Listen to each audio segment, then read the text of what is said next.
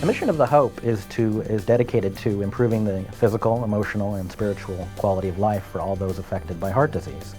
And we do that by research and education.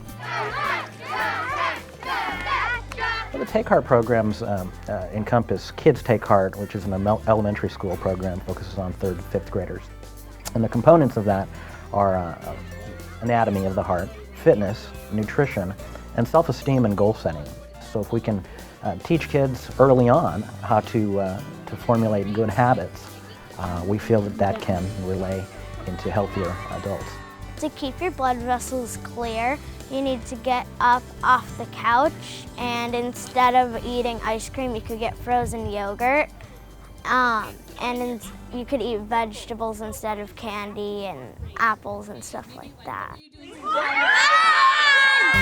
For many years, people have thought that it's the moms that lead the family in terms of fitness and nutrition, but in actuality, what we find out anecdotally and actually in the data is that it's the kids that are leading the way. It's the children that come home from school and say, "Mom, I want to go to the vegetable aisle instead of the chip and cookie aisle. I want a healthy snack if I'm playing a video game. I want to go for a walk. I want to take the dog. Let's all go for a bike ride." Parents have adapted some of the strategies that the kids have learned in school, changing their diet, exercising more, that sort of thing. It's amazing when you give a youth some tools to work with and give them information and knowledge that the whole family needs. It's amazing to see how they take charge. I've encouraged my parents to go on a diet, and I've started using a little bit more of my time to actually do physical activity instead of watching TV. We started a garden with vegetables and fruits instead of just buying them from the grocery store. So we started making organic foods. Ventricle. We have Youth Take Heart, which is a middle school program. It incorporates not only the Kids Take Heart types of things like fitness and nutrition, but it also encompasses bioengineering. So kids will be asked to, in a science class, develop a heart patch. What's the best material to do that? Your blood pressure is 105/60.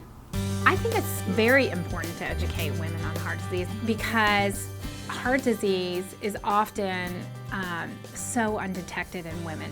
Sometimes we forget that women are most affected by heart disease and kills more than all cancers combined.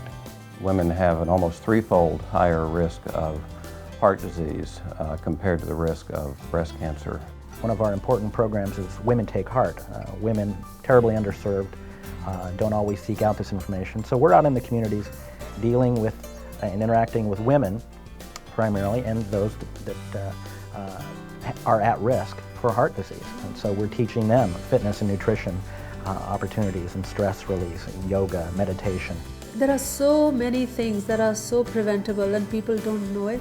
But if research is done and if people are aware about it, more people can live. The advantage for the clinical research program that we run is that it brings the latest and greatest of devices and new pharmaceuticals to the patients that our cardiologists treat before those are at market.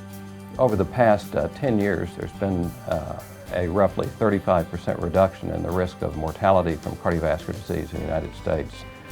And that's largely because of research that has shown us ways to reduce the risk to our patients and improve their lives and prevent hospitalization and problems related to heart disease.